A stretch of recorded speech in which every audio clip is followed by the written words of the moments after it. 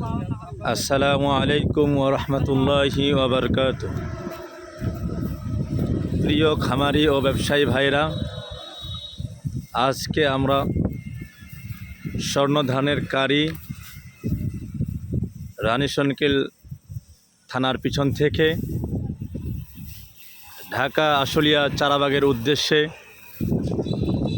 সানিন গ্রুপের খামারে আজকে আমরা স্বর্ণধানের কারি লোড দিচ্ছি।